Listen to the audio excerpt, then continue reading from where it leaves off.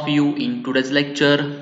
Students, in last lectures we have solved the problems on SFD and BMD. We have completed the problems on simply supported beam, and in last lecture we have taken one problem on cantilever beam. Now today we are going to one another problem on cantilever beam.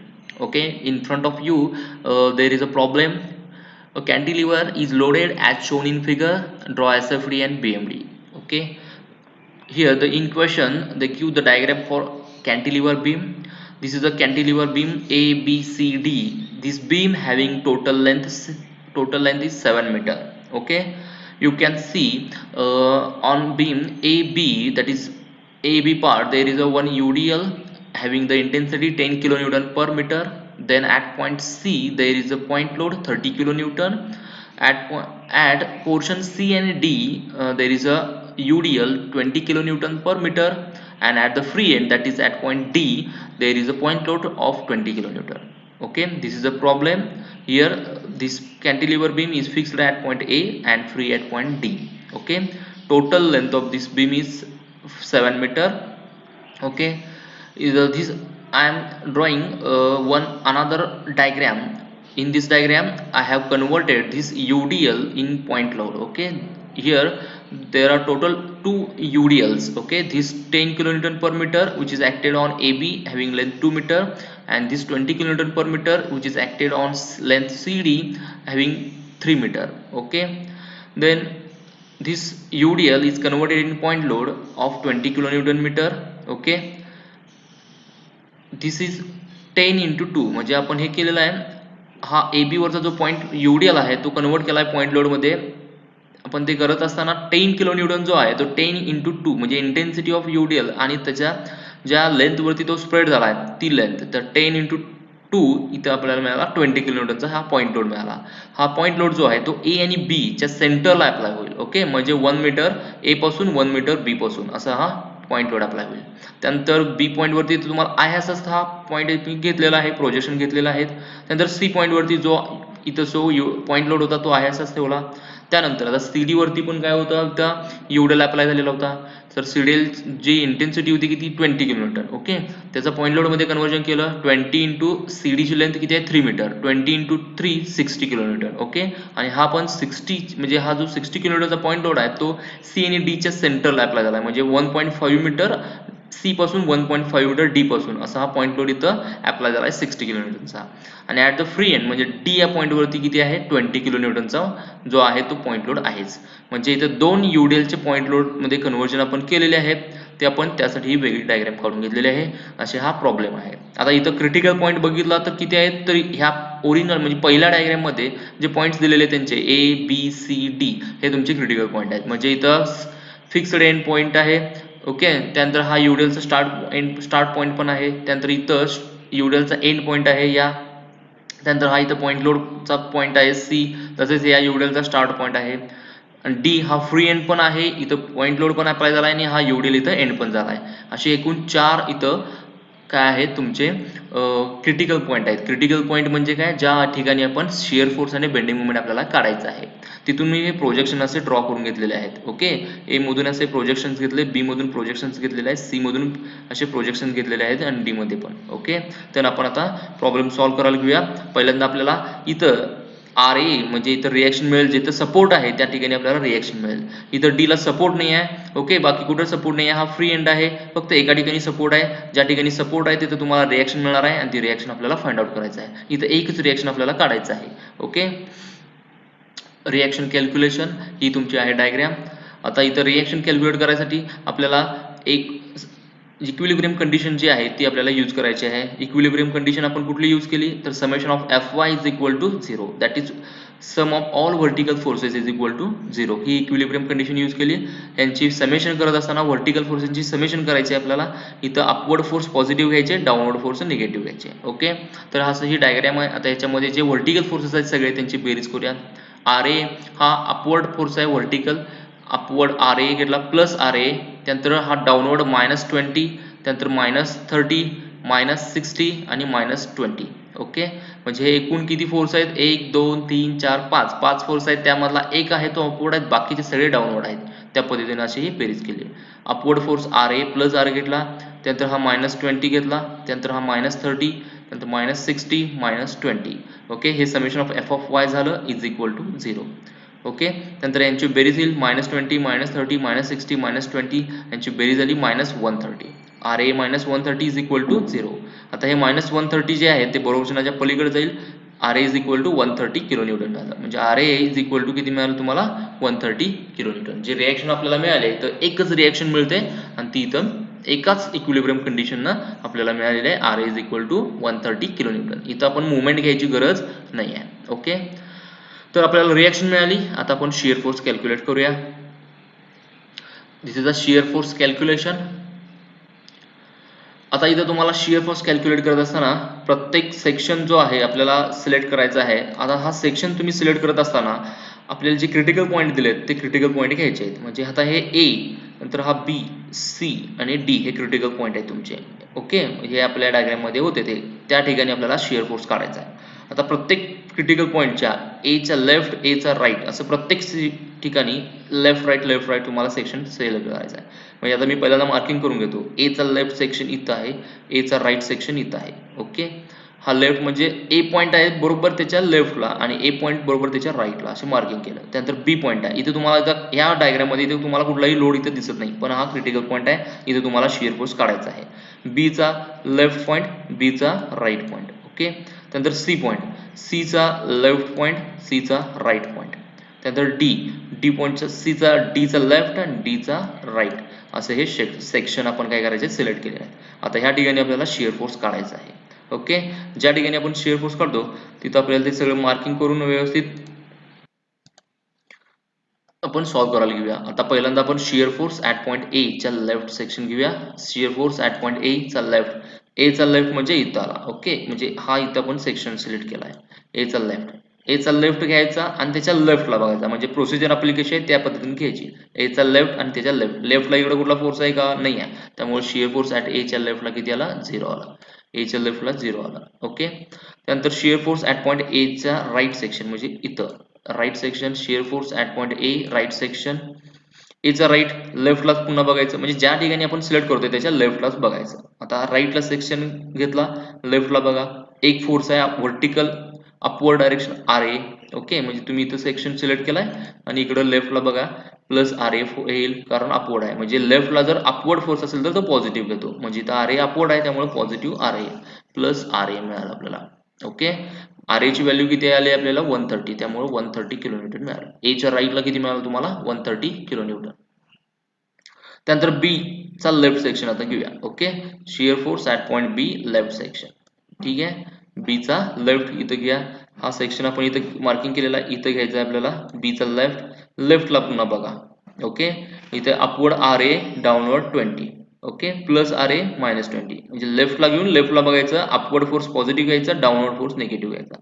Plus R A -20, त्यामुळे इथं लिहिला मी plus R A -20. Okay, plus R ए हा -20.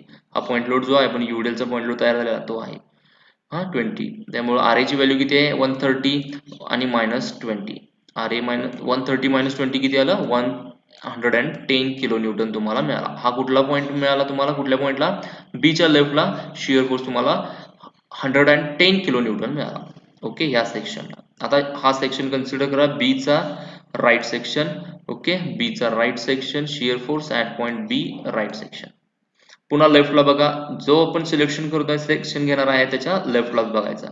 हा दोनच force आहे इथं, कुठला बरोबर बी वरती कुठला इथं फोर्स अप्लाय नाही आहे, त्यामुळे हे दोनच फोर्स राहणार आहे, तेच राहणार इथली value plus R A -20. Okay, plus R A -20, R A ची व्हॅल्यू 130 आहे, वजा 20, 110 किलो न्यूटन तेच राहणार आहे. इथं जे आलेलं तेच राहिलं. पुढचा सी चा लेफ्ट सेक्शन, सी चा लेफ्ट म्हणजे हा सेक्शन आपण मार्किंग केलं सी चा लेफ्टला. पुन्हा लेफ्टला बघा, हा सेक्शन बघायचा, पुन्हा लेफ्टला बघा, इथं कुठला मध्ये बी आणि सी च्या मध्ये कुठला एवढा ऍड झालाय का, नाही आहे, त्यामुळे हे दोनच आहेत तेच राहणार. Plus R A -20, shear force at point C च्या left plus R A -20. R A ची व्हॅल्यू 130 वजा 20 आहे तेच राहिलं 110 किलो न्यूटन. ओके, म्हणजे सीच्या लेफ्टला पण किती मिळालं तुम्हाला 110 किलोन्यूटन मिळालं. म्हणजे ही कॉमन व्हॅल्यू राहिली, कारण इथं कुठलाही मध्ये म्हणजे बीच्या लेफ्ट पासून सीच्या लेफ्ट पर्यंत कुठलाही फोर्स ऍड झाला नाहीये. त्यामुळं जी कॉमन तुम्हाला जी व्हॅल्यू मिळालेली बीच्या लेफ्टला तीच व्हॅल्यू सीच्या लेफ्ट पर्यंत कॉमन राहिलेली आहे. ओके, 110 110 110 सीच्या लेफ्ट पर्यंत तेवढं राहिलं. आता आपण सीच्या राईटला घेऊया. सीचा राईट सेक्शन म्हणजे इथं. आता व्हॅल्यू काय चेंज होते काय बघूया. सीचा right shear force at point C right section इथं घेतलं. लेफ्टला पुन्हा बघा, म्हणजे जो आपण सिलेक्शन करणार आहे सेक्शन त्याच्या लेफ्टला बघा प्लस आर ए -20 आणि बरोबर सी वरती तर 30 किलोन्यूटनचा आहे तो डाऊनवर्ड फोर्स अप्लाय झाला आहे पॉइंट लो. म्हणजे प्लस आर ए अपवर्ड असल्यामुळे -20 डाऊनवर्ड आहे, -30 डाऊनवर्ड असल्यामुळे म्हणजे प्लस आर ए -20 -30.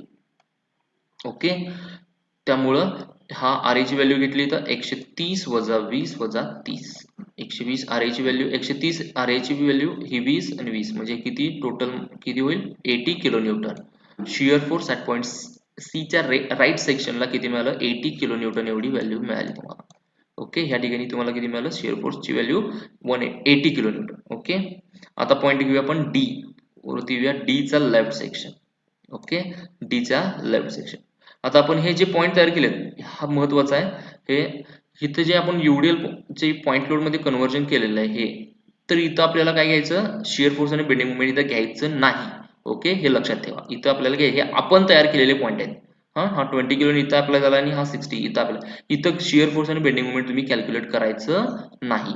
ओके, हे आपण तयार केलेले आहे. जे आपल्याला दिलेले आहेत क्रिटिकल पॉइंट त्याच ठिकाणी आपल्याला फक्त काढायचं आहे. ओके, एवढं लक्षात ठेवा.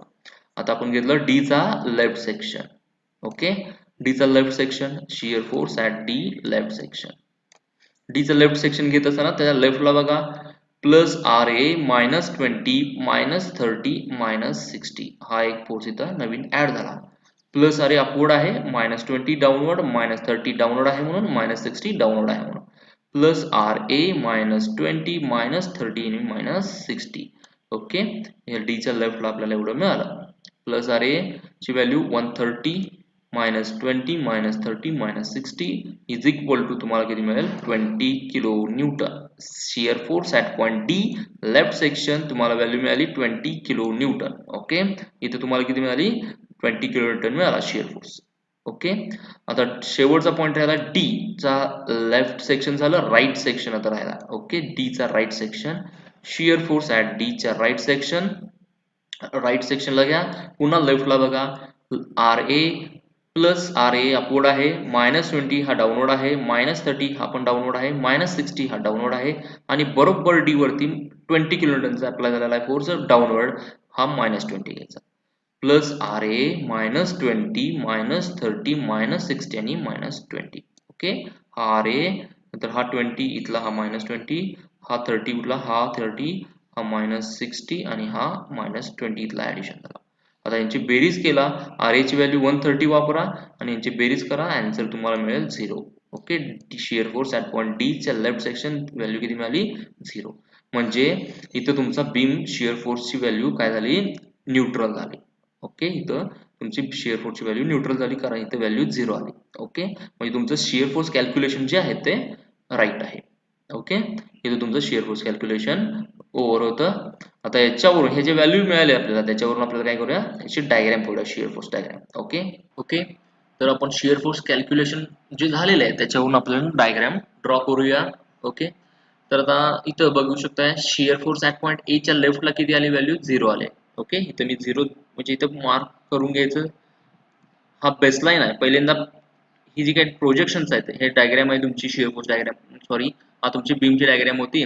त्या प्रत्येक पॉईंट मधून आपल्याला काय घेतले प्रोजेक्शन घेतले. हे ए हा बी मधून घेतला, हा सी मधून घेतला प्रोजेक्शन, डी पॉईंट मधून प्रोजेक्शन आपण ड्रॉ करून घ्यायचे. ओके, त्यानंतर हा बेसलाईन ड्रॉ करून घ्यायची. बेसलाईन म्हणजे काय तिथं शिअर फोर्सची व्हॅल्यू 0 असते.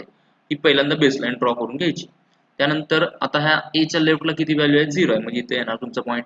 ए च्या राईटला कुठं आहे 130 म्हणजे ए च्या प्रोजेक्शन वरती इथं आपण 0 घेतलं आणि त्याच प्रोजेक्शन लाईन वरती 130 इथं आपण मार्क करून घेतलं आणि ही लाईन जोडून घ्यायची अशी स्ट्रेट लाईन. ओके, नंतर बी चा लेफ्ट सेक्शन बघूया. आता बी चा लेफ्टला किती व्हॅल्यू 110. बी पॉईंट कुठं आहे इथं आहे. इथनं प्रोजेक्शन आपण हे ड्रॉ केले बरोबर आहे. या प्रोजेक्शन वरती इथं 130 आणि इथं 110 म्हणजे 110 हे 130 पेक्षा कमी आहे, त्यामुळे इथं थोडंसं या पॉईंट पेक्षा थोडा खाली पॉईंट इथं मी ड्रॉ केला ह्या लाईन वरती, आणि ही लाईन काय केली ड्रॉ केली, म्हणजे इथं युडिएल असल्यामुळे ही इनक्लाइन लाईन आली. ओके. नंतर बीच्या लेफ्टला झालं 110, बीच्या राईटला पण तेवढीच व्हॅल्यू आहे, बीच्या राईटला तेवढीच आहे, म्हणजे त्याच पॉईंट बी ह्याच पॉईंट वरती 110 इथंच आलं, तिथं काय बदल नाही आहे. आता पॉईंट सीच्या लेफ्टला किती आहे व्हॅल्यू, सीच्या लेफ्टला व्हॅल्यू आहे 110 एवढीच व्हॅल्यू आहे. हा सीचं प्रोजेक्शन लाईन आपण बघितलं इथं होत असे ड्रॉ करून घ्यायचं.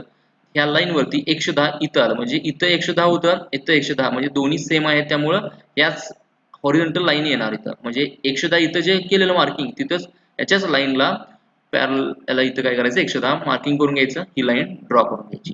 त्यानंतर सीचा राईटला किती आहे बघा, सीच्या राईटला व्हॅल्यू किती झाली 80 किलो न्यूटन, म्हणजे सी या प्रोजेक्शनच्या लाईन वरती एक तर 110 होतं, आता त्याच्या खाली येणार, कारण 110 पेक्षा हे 80 काय झाली व्हॅल्यू कमी आहे, त्यामुळे त्याच्या खाली आलं, 110च्या खाली इथं घेतलं आणि ही लाईन ड्रॉ करून घेतली अशी.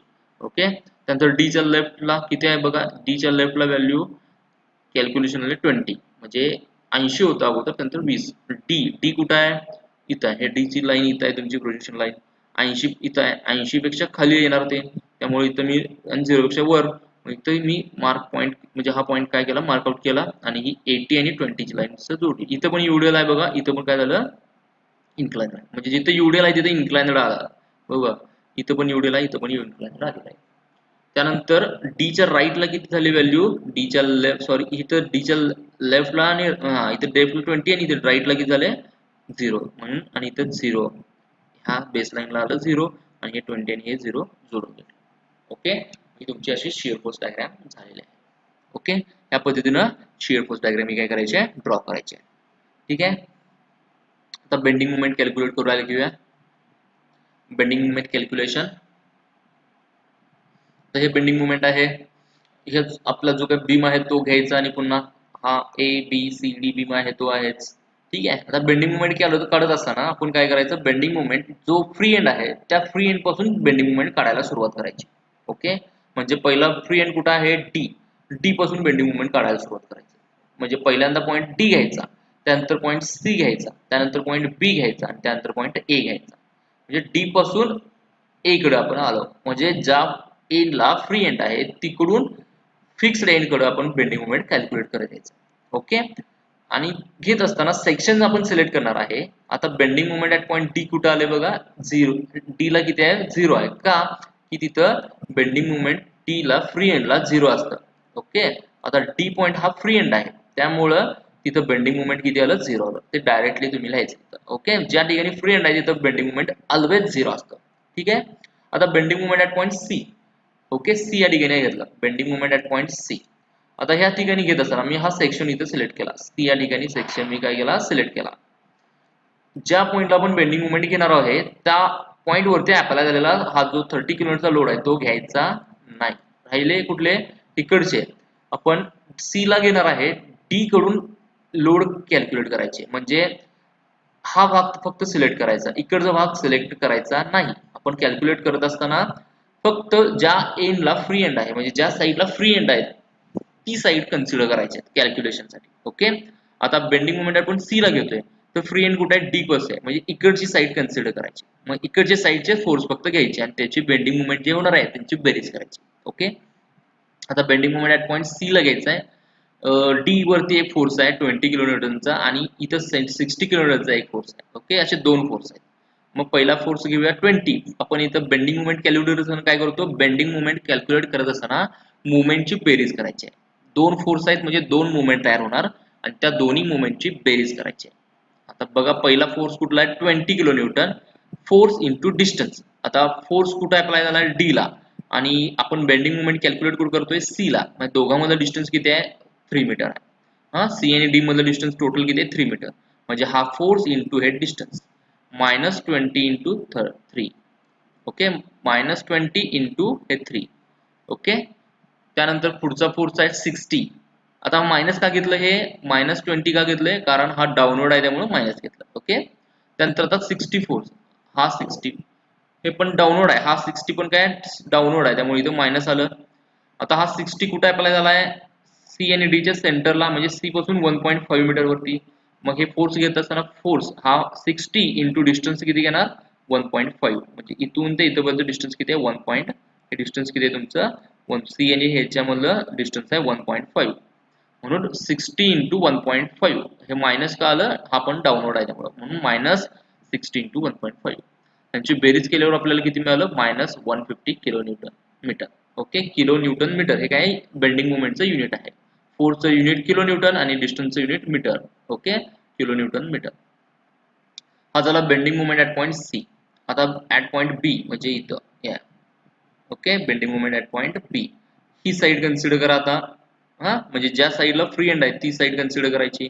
आता इकडच्या साइडला किती फोर्स बघा आता हा 20 हा 60 आणि हा इथं 30 आता येणार. ओके ज्या पॉइंट वरती आपण बेंडिंग मुवमेंट काढणार आहे तिथला फोर्स फक्त घ्यायचं नाही. आता इथं कुठं काढतोय आपण बी ला काढतोय. ओके बी वरती कुठला फोर्स आहे का नाही आहे त्यामुळं तो काय येणारच नाही. आता इथं सी वरती जो आहे तो घ्या हा 60 घ्या हा डी वरती 20 आहे हा पण घ्या म्हणजे हे 3 फोर्स आहेत ह्या 3 फोर्सच्या मुळे तयार होणारे मुवमेंट त्याची बेरीज करायची. ओके डी पासून सुरुवात करूया आपण. Bending movement at point B calculate करायचं आहे आपल्याला इथं. आता पहिला फोर्स आहे 20 घ्या हा 20 डी वरती अप्लाय झाला आहे. हा मग फोर्स इंटू डिस्टन्स हा 20 इंटू बी आणि डी मधलं डिस्टन्स किती आहे हे 2 मीटर आणि 3 मीटर 5 मीटर म्हणजे -20 इंटू 5. ओके -20 इंटू 5 झालं. मायनस का हे डाऊनवर्ड आहे त्यामुळं ठीक आहे. त्यानंतर फोर्स येणार 60 हा 60 इथं अप्लाय झाला आहे बी ला पण मुवमेंट काढायचं आहे -60 कारण डाऊनवर्ड आहे -60 इंटू इथून दोघांमधलं डिस्टन्स किती आहे बी आणि याच्यामधलं डिस्टन्स 2 प्लस हे 1.5 म्हणजे 3.5 होतं म्हणजे -60 इंटू 3.5. ओके म्हणजे ह्या फोर्समुळे होणार. त्यानंतर 30 इकडं आला 30 -30 कारण डाऊनवर्ड आहे -30 इंटू डिस्टन्स किती आहे बी आणि सी मधलं डिस्टन्स किती आहे 2 मीटर -30 इंटू 2. ओके म्हणजे हा पहिला एक फोर्स घेतला त्याच्यामुळे होणारा मुवमेंट म्हणजे फोर्स इंटू डिस्टन्स. त्यानंतर दुसरा हा फोर्स इंटू डिस्टन्स त्यानंतर हा फोर्स इंटू डिस्टन्स असे 3 फोर्समुळे 3 मुवमेंट तयार झाले. यांची बेरीज करायची सगळे मायनस मध्ये येईल कारण सगळे डाऊनवर्ड फोर्स आहेत. यांची बेरीज केली मायनस मध्ये येईल तुमचं -370 किलो न्यूटन.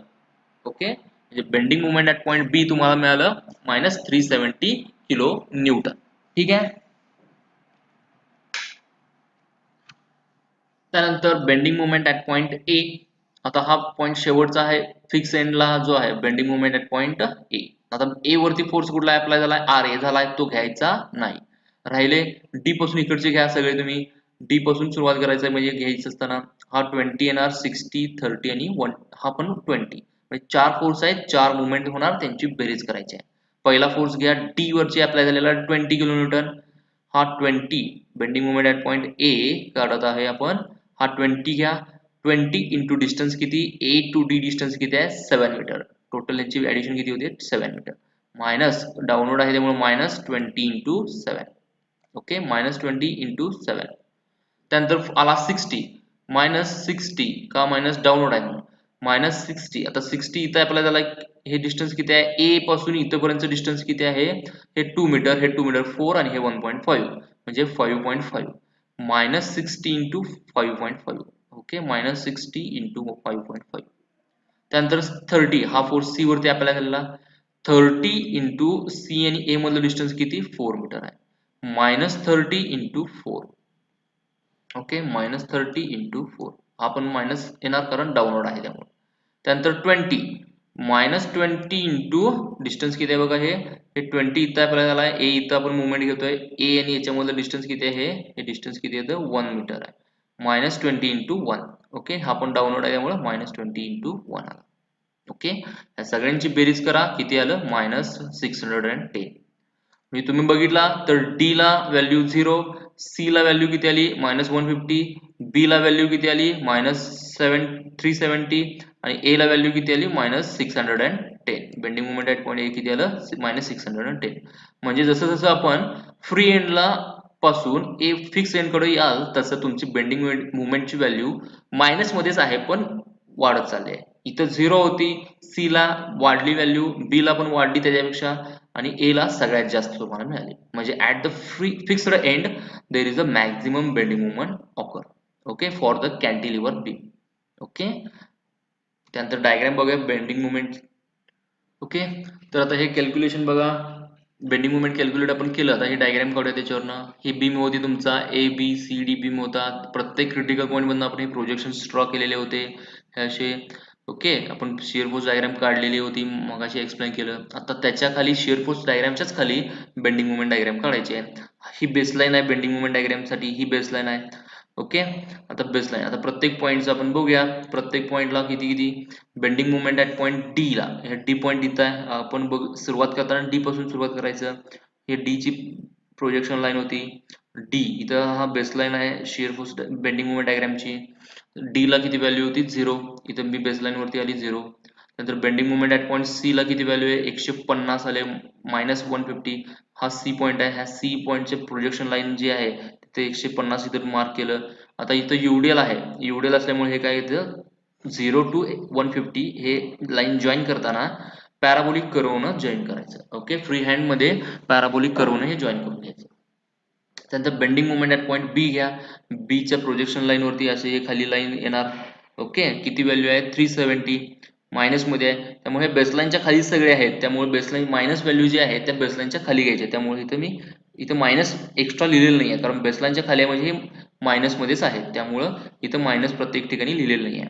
इथं 150 मायनस आलं, इथं फक्त मी 150 लिहिलंय, बेसलाईनच्या खाली आहे. आता इथंच बघा, बेसलाईनच्या खालीच ह्याच लाईनला, बीच्या लाईनला 370 म्हणजे 150 पेक्षा जास्त आहे, त्यामुळं थोडंसं खाली घेतलं 370. त्यानंतर इथं स्ट्रेट लाईनला जोडलं, कारण हे बी आणि सी मध्ये पॉईंट लोड असल्यामुळे 370 हे स्ट्रेट लाईनला जोडून घेतलं, 370 आलं. आता bending moment at point A ला किती मिळाले तुम्हाला? -610. मग ए च्या पॉईंट म्हणजे ही लाईन आहे, ह्या लाईन वरती 610 इथं जोडून घेतलं.